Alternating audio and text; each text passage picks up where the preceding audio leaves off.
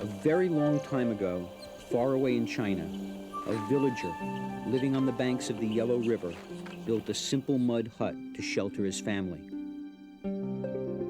Thousands of years later, in the year 1420, the empire's best craftsmen put the final touches on the ultimate masterpiece of Chinese architecture, the Temple of Heaven. Chinese buildings evolved from simple shelters into magnificent structures with great swooping roofs, stately columns, and rich detail. Between this simple mud hut and this amazingly complex structure, its every detail full of cosmological symbolism, is a tale of emperors, monks, scholars, and genius craftsmen. A story which explains an architectural tradition of great beauty and flexibility. And to start this story at the beginning, we have to leap back 2 millennia to when the brilliant tyrant Qin Shi Huang became the first emperor of a unified China.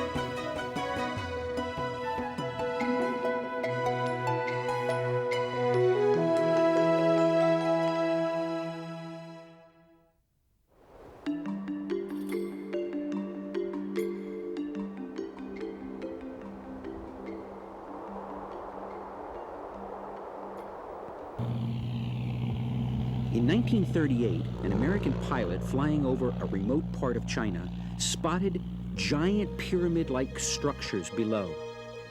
In his excitement, he took a photo and declared to the world that he had discovered a lost civilization. What he had discovered, however, weren't pyramids, but massive tomb mounds. And the grandest of them all was the tomb of the man who had unified China.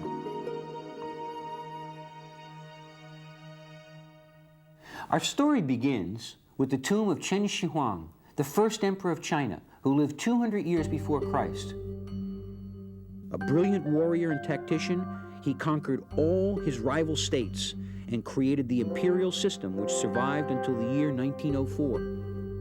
And the grandeur of his tomb matched that of his ambitions. For more than 30 years, he used over 700,000 workers, probably more manpower than the pharaohs had assembled to build the pyramids, to reconstruct his kingdom in the private underground world of his tomb, with palaces and courts for 100 officials, rooms containing countless gems, rivers of mercury, and candles which would never burn out. They say you can't take it with you, but Qin Shi Huang sure tried.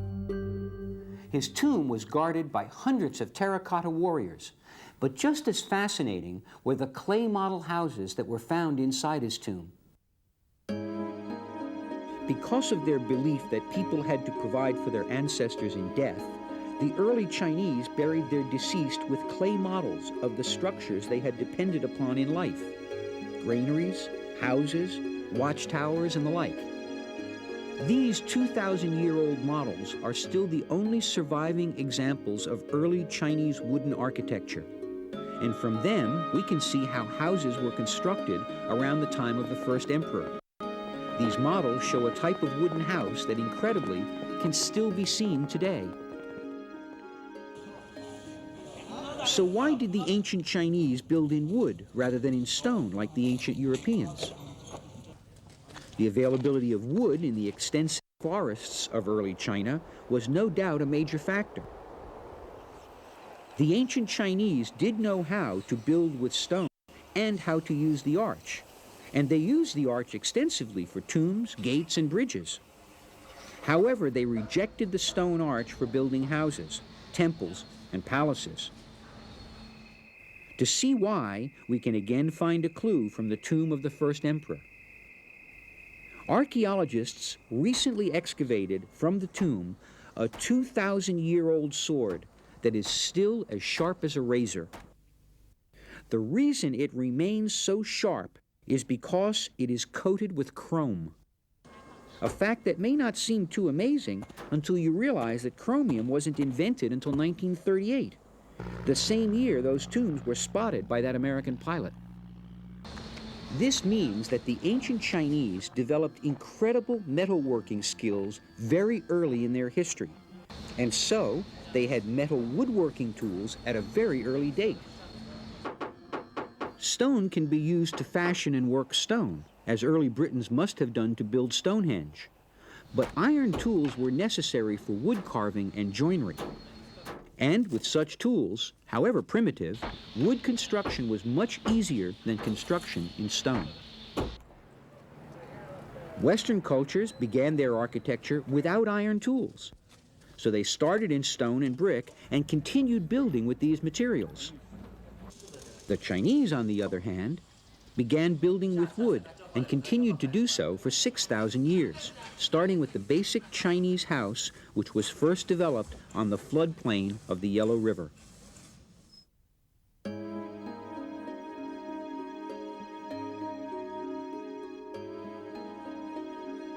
In areas prone to flooding, this structure was raised on pilings. In the central Yellow River Valley of China, it rested on a solid platform.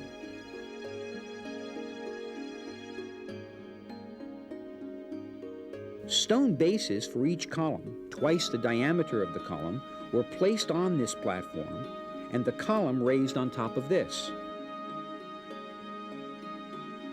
So, the elevation of a Chinese building has three elements: the podium underneath, the columns in between, and the big roof resting on top of the columns. 4 columns form what is called a bay. Groups of bays then form different types of buildings. From the earliest times, the Chinese separated the supporting elements of the building from the enclosing elements. This meant the interior columns supported the roof weight completely, while the walls were just for privacy and protection from the elements.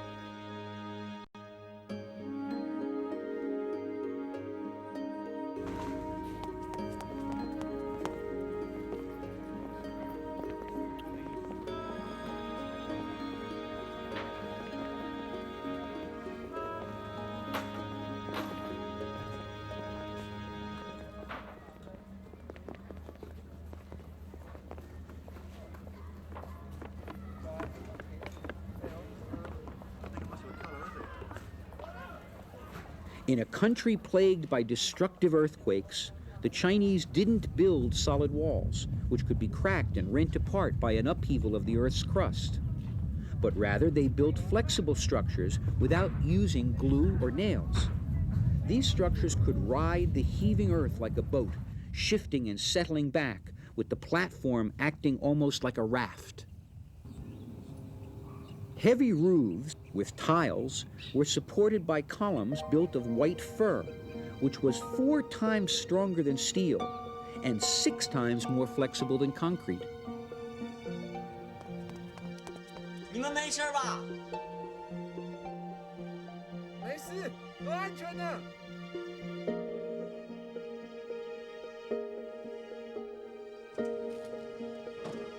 It was, from the beginning, an architecture of great beauty, elegance, and practicality.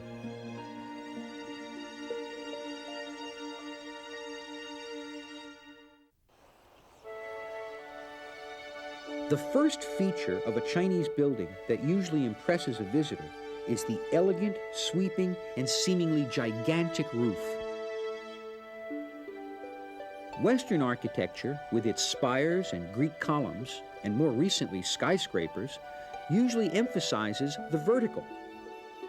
And since the introduction of concrete, steel, and glass, modern Western architecture has remained a vertical architecture of walls, facades, and invisible roofs. Chinese architecture offers a delightful contrast. the most expressive element is the roof, with its great curving slope. And the emphasis is on the horizontal. The approaching pedestrian can see the whole roof, even as he begins to enter the building. While Europeans built their roofs using a truss system incorporating diagonal beams, the Chinese used a post and cross beam system. There are no diagonals. The resulting stepped shape allowed for the curvature of the roof. Using this system, roofs could be expanded to create buildings of impressive scale.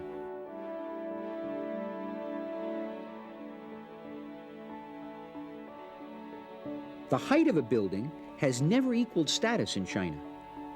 In the year 1747, the Emperor Qianlong commissioned European missionaries to design a summer palace in the manner of the European barbarians. The emperor had them build a two-story facade in front of a traditional one-story Chinese hall because he had no wish to live in the air like Europeans, who, as the emperor commented, must be very poverty-stricken and lack land to live in such a fashion. Instead of height, the rank and importance of Chinese buildings is determined by the roof design. One can see that this temple was patronized by the imperial family by the yellow diamond on the roof. Elaborate roof ornaments also denote the importance of a building. The part that looks like the tail of a fish at either end of the main ridge is known as the ridge-devouring beast, the mythical son of the sea dragon, able to whip up waves and create rain. These ornaments were in fact symbolic fire extinguishers. Along the sloping ridge there might also be a string of smaller animals, 9 for imperial buildings,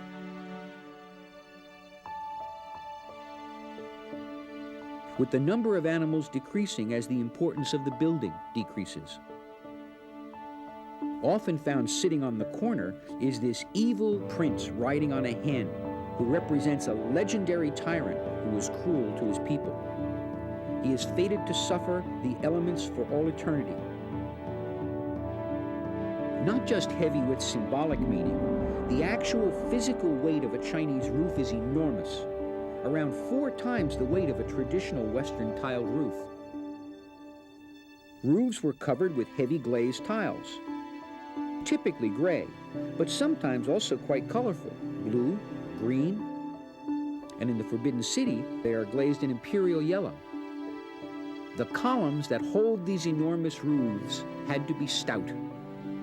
As protection from weather and termites, the pillars were often painted with lacquer or an oil and hemp mixture, which had brick dust mixed into it. From this came the custom of painting temple columns a bold red color, which later, of course, became symbolic of good fortune. These heavy tile roofs would seem to require a dense forest of columns to support them. But the Chinese secret of supporting a heavy roof on only a few columns is ingenious.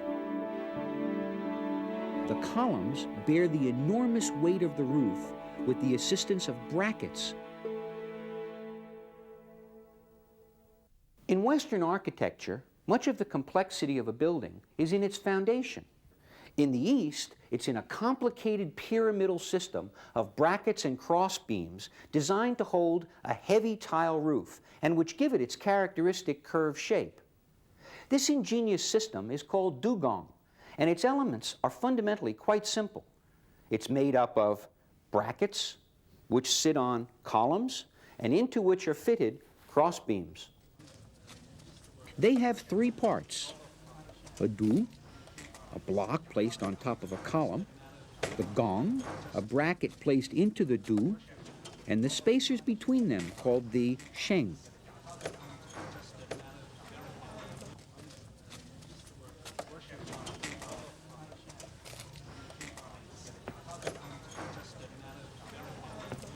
The degree of complexity is wonderful, with brackets locking together like a Chinese puzzle without any nails or glue. With these dugong, the Chinese could extend the roof overhang without having to build more and more columns inside.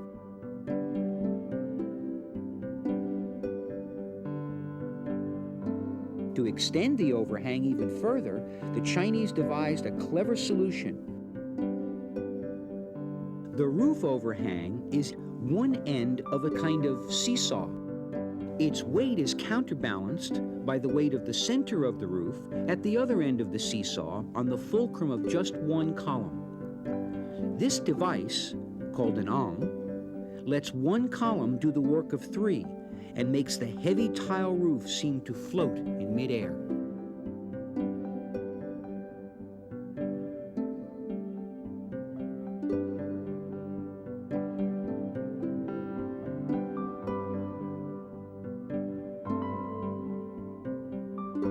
Heavy roofs create what is known as shear stress. The Europeans built flying buttresses to bear the enormous stress created by the weight of a cathedral dome. The Chinese, on the other hand, used brackets at the joints of frames to carry this shear stress down through the brackets and columns into the ground.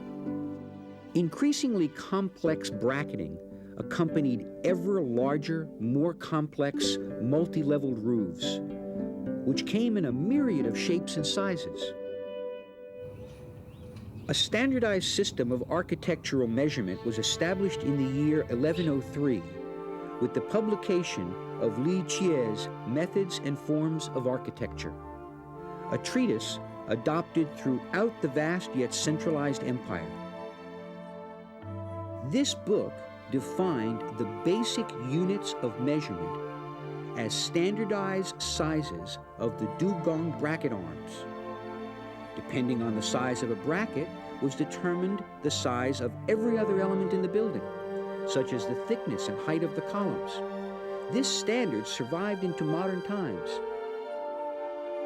These rules of Chinese architecture governed not only the construction of individual buildings, but also the planning of the layout of a town, a temple, or a palace complex. Ancient Chinese shamans oriented buildings according to the dictates of feng shui, or wind and water, a way of determining mystical forces flowing through the earth. The principles of feng shui were turned into rules used to align man-made structures harmoniously with these currents of the earth's forces known as qi. These rules controlled siting, ground plan, decoration, and even color. Although steeped in ancient Chinese animistic religion, most of these seemingly mystical rules have their origin in a few simple and practical facts about the climate of central China. China is situated in the temperate zone, with a southwest prevailing wind.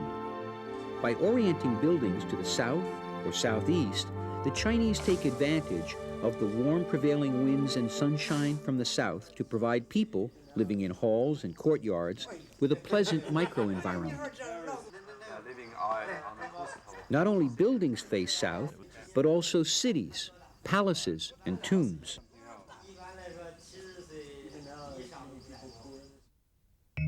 Ancient Chinese shamans found the directions with the aid of a sinan, history's first magnetic compass. The pointer, shaped like a spoon, was made out of magnetic lodestone. It sits within a circle to represent heaven and on a square plate representing earth. This spoon always points south and represents the constellation of the Great Bear, or the Big Dipper. The Big Dipper had special meaning because it always points to the North Star. The emperor was considered to be the earthly counterpart of this star. The Sinan compass evolved into this classic feng shui compass with a needle to point direction. Diviners would use it with ancient rules set down in books like these to orient tombs and buildings. Each direction had deep symbolic meaning and is associated with a color and a symbolic animal. South was the direction of the red phoenix, the firebird, and the summer sun. South-facing city gates and entrances were named after this mythical bird. From the west came the white tiger and autumn, the death of summer, and where the sun sets at day's end. White thus became the color worn for mourning the deceased in China. East is the home of the green sea dragon, whence comes rain, indispensable for life, growth, and prosperity. North is the home of the black tortoise, symbol of winter, night, and the death of sunlight, cold wind from the desert, and invading nomadic hordes.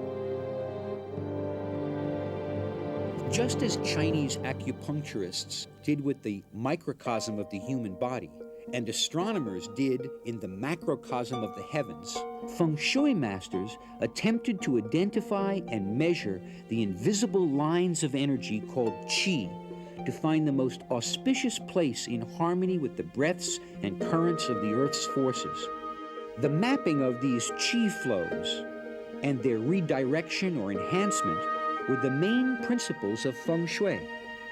Sometimes it was necessary to correct, enhance, or deflect them.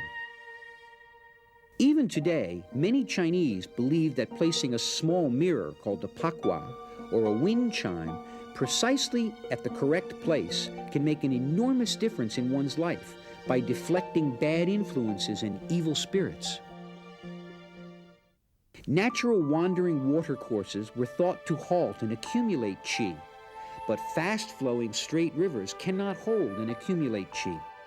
So feng shui masters tried to find sites with meandering, slow-moving water in front. Thus, in the Forbidden City, they constructed this artificial river to bring a slow flow of auspicious qi to the imperial confines. To the north should be a hill or a mountain to block the cold wind and stop barbarian invasions and other evil influences coming from the north. Sure enough, we find a giant artificial hill called Coal Hill behind the Forbidden City. It didn't prove very auspicious, however, as the last emperor of the Ming dynasty, facing a peasant revolt, hanged himself here from this pine tree. These rules of feng shui go back thousands of years, as we can see from the orientation of the palace of the first emperor. This huge palace complex was built north of a river and south of a mountain, and so the first emperor named his capital city Shenyang, or doubly auspicious. This is all that is left of the great hall of the first emperor near the modern city of Xi'an. But what did this great palace look like? Well, maybe something like this.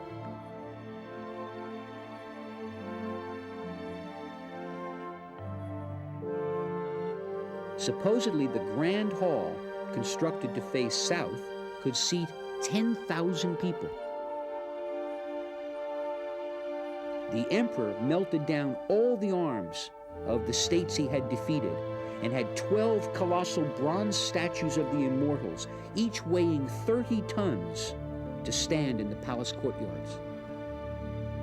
2,000 years later, people in Hong Kong and Singapore still orient their homes and businesses using the rules of feng shui. Tall buildings have taken the place of mountains and hills, and streets flowing with traffic now function as rivers. A famous example of the continuing use of feng shui in the modern world was at the Hyatt Hotel in Singapore. Soon after the hotel opened, business was not so good. A feng shui master was called in. He advised angling the doors towards the fast-moving flow of cars on the street in front of the hotel so as to catch the qi forces better, and to build a gurgling fountain in front to bring in auspicious qi. Sure enough, soon thereafter, business boomed.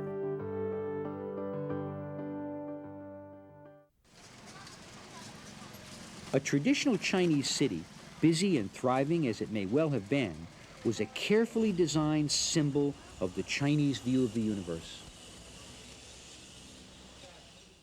There is a key to understanding the Chinese concept of a city, and it can be found in this 12th century scroll depicting the bustling capital city of Kaifeng.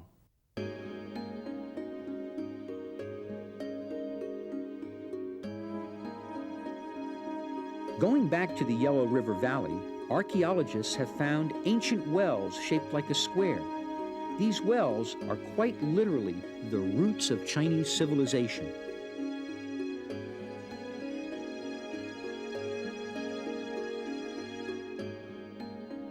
Ancient officials concluded that 8 families should settle around each of these wells, with the land surrounding the well being common ground. The distance along the edge of one settlement became 1 li, the Chinese unit of distance.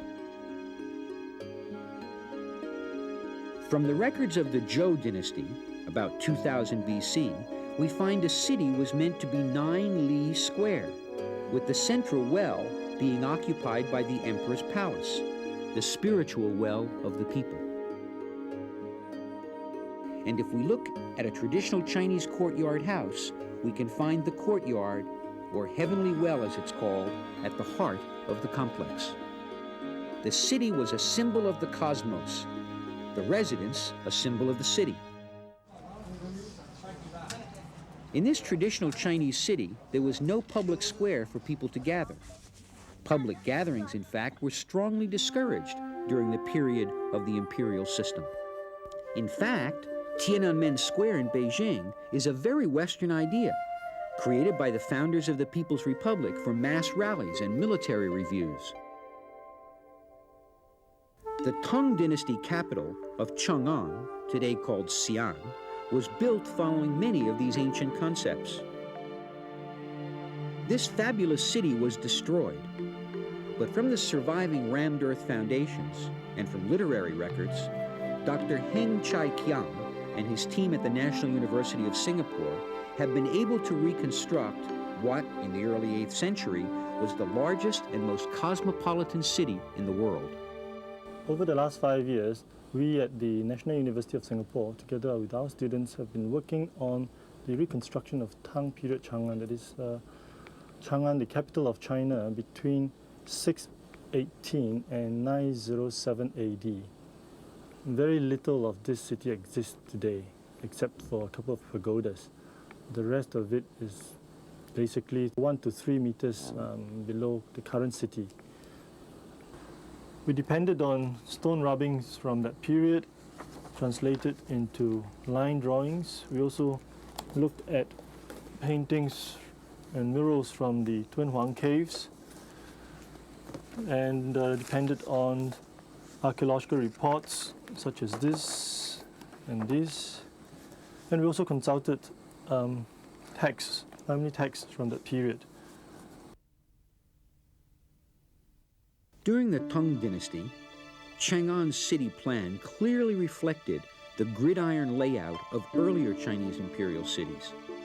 Its plan was widely copied from many other capital cities in East Asia, including Nara in Japan. Measuring 84 square kilometers, the city was large even by modern standards, about the size of New York City. At its peak, over 1 million people lived within its massive walls.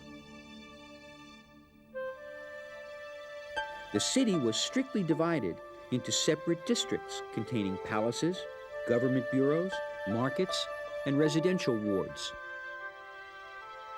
Urban life and activities were strictly limited. Citizens lived in walled compounds, and they were subject to strict supervision. They were forbidden to leave the wards after curfew. Guards stationed in police posts located at junctions of the avenues enforced compliance. There are 2 ways to read this. One is for the protection of the citizens from external incursions, whatever they may be. The other way is, of course, to read it as protecting the emperor from social unrest, from the people themselves. Trade was severely controlled, and residents were allowed to use the main streets only during the day. The main gate to the city, the Mingda Gate, with 5 passageways, was an imposing structure, more than 50 meters long. For a visitor to the city, once he crosses that gate, a bigger surprise awaits him because he will be confronted with a very wide avenue, about 155 meters wide. Tanjie, or the Heavenly Street. Today, just a normal thoroughfare. In Tang times, it measured 155 meters in width, the equivalent of a 45-lane highway. In the year 841, the Emperor Wuzong proceeded down this avenue to the altar of heaven, accompanied by 200,000 guards and soldiers.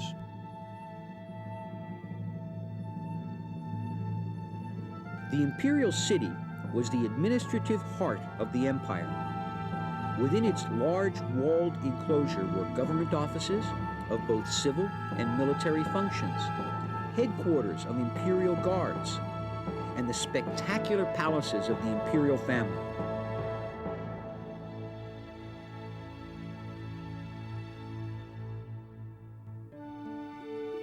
It was also here that the emperor came to conduct ritual sacrifices at the imperial ancestral temple and at the imperial heavenly altar.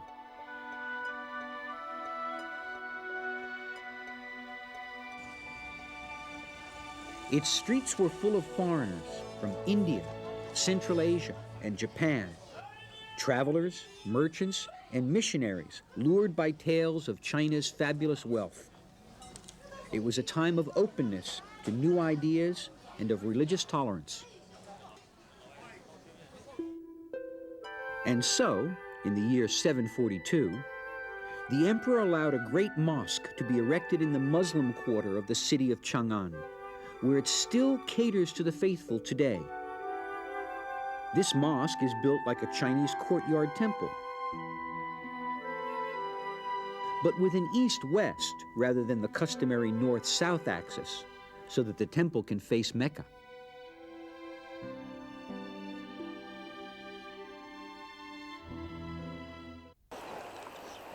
The type of building the West most identifies with China is the pagoda, but it is not originally a Chinese building at all. Chinese historians have traced how the pagoda made its way to China from India. During the 1st century AD, the emperor, at his capital of Luoyang, opened the Silk Road, exporting silks and ceramics from China and importing spices and medicines. With these imports came something that would change China forever. Rumors of a new immortal called Sakyamuni, the Buddha. In 67 AD, the emperor had a dream about a golden flying holy man. So he sent officials to India to find out more about this new immortal. These officials met 2 Indian monks who brought back Sanskrit Buddhist scriptures to Luoyang on a white horse. The emperor was pleased, and so the 2 Indian monks founded the first Buddhist temple in China, the White Horse Temple, right here in Luoyang.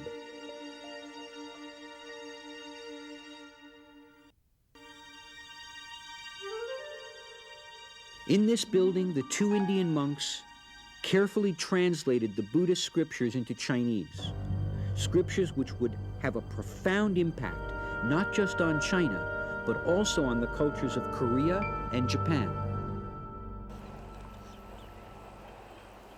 And on the grounds of this temple, the monks supervised the construction of a new type of building, never seen before in China, a pagoda.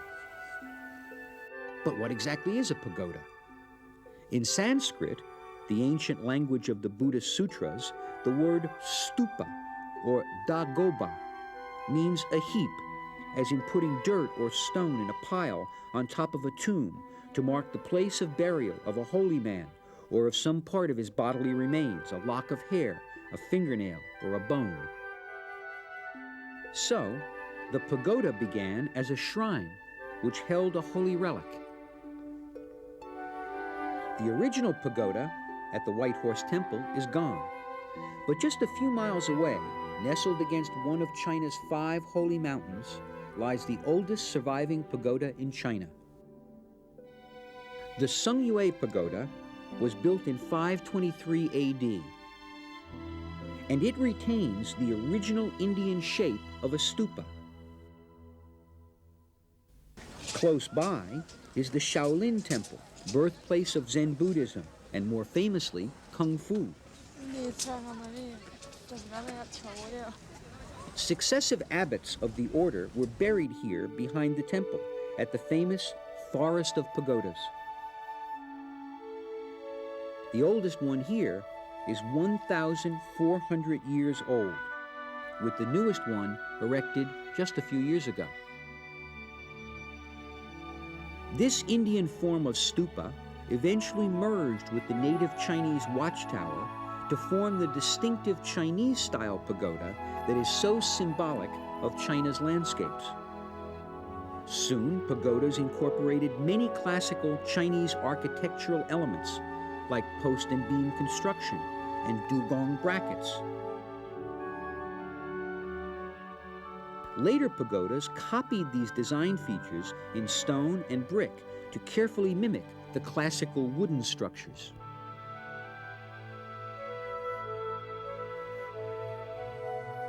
The largest and most imposing of these is perhaps the most famous pagoda in all of China, the Wild Goose Pagoda. This pagoda was originally built in wood in the year 704 at the specific request of the monk Xuanzang, hero of the famous Monkey King legend, Journey to the West. It was built to house the sacred Buddhist texts which he had brought back from India. Though originally wooden, it was later rebuilt in brick and stone. An endless variety of pagodas were built in China, and eventually the original meaning as a shrine containing a holy relic was diminished. In China, the pagoda evolved into both a practical watchtower and a defense against evil spirits. Pagodas could be seen at a great distance to aid travelers. And almost every town or city in ancient China had at least one pagoda built in the northeast corner of the town to block the entry of evil spirits coming from that inauspicious devil direction. One emperor took on the architectural legacy of his ancestors and outdid them all. The vision of the Emperor Yongle was the most grandiose in Chinese history. We can find a monument to this vision in an unlikely place. The Yongshan stone tablet, nestled in the hills outside the old capital of Nanjing in southeastern China, is not described in tourist guidebooks, and even many Chinese living in Nanjing don't know about it. Probably because it's just a rock. But what a rock. The site is an old imperial quarry. The Emperor Yongle, who ruled in the early 15th century, wanted to construct the grandest tomb imaginable for his father, Hongwu, the founder of the Ming dynasty. So, in this quarry, he ordered the construction of a headstone in 3 parts: base, tablet, and capstone. It was to have been the biggest memorial in the world. Court engineers designed a tablet that would have been 85 meters, or 256 feet high, longer than a 747 passenger plane. Thousands of workers spent years of unimaginable labor carving the stone from the mountain. It was only then that they began to think about how they were going to move the tablet to the grave site. It weighs 31,000 tons. And even with today's technology, there is probably no way it could be easily moved. In the end, the Emperor Yongle conceded failure. But he had many other grand building projects in mind. And as we can see from this rock, Yongle never did anything in a small way.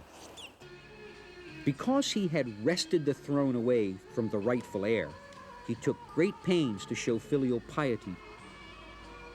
And so, for his mother, he built the famous porcelain pagoda of Nanjing. Destroyed in the last century, it is still remembered today as one of the great wonders of the world during the Middle Ages. Its fame inspired countless imitations in European gardens, like this pagoda in the Royal Gardens at Kew in England. When Young Le moved his capital from Nanjing to Beijing, he envisioned a magnificent shining city rising out of the plain, built on the spot where Kublai Khan had set his winter capital. At its center would be the imperial city, facing south, and just south of the city would be a fabulous temple at which he could pray to heaven. Countless workers and artisans turned Young Le's dream into reality. Craftsmen from throughout the land came to adorn the city with symbolic detail, such as 9 rows of 9 knobs on all the doors, screens of 9 dragons, and pairs of lions to guard important halls. Again, we see the symbolic importance of the number 9, the largest odd integer, representing the emperor. After Young Le, 23 emperors, spanning nearly 500 years, ruled from this palace and worshipped at this altar. Young Le named his palace the Purple Forbidden City, alluding to the purple pole star, which we have seen is a symbol for the emperor's pivotal role in the terrestrial world. But this is his masterpiece, the Temple of Heaven. The whole park was designed to create a dialogue between man and heaven, a dialogue transmitted through the emperor with his mantle and mandate of heaven. Here, at the winter solstice, the emperor performed his most important task, to pay homage and to report to heaven on the state of his realm. During the 2-day service, all traffic in Beijing stopped, and all windows and doors were closed while the emperor proceeded from the Forbidden City to the temple. The temple complex consists of 3 sections on a north-south axis. The Temple of Annual Prayers is where the emperor prayed for a good harvest.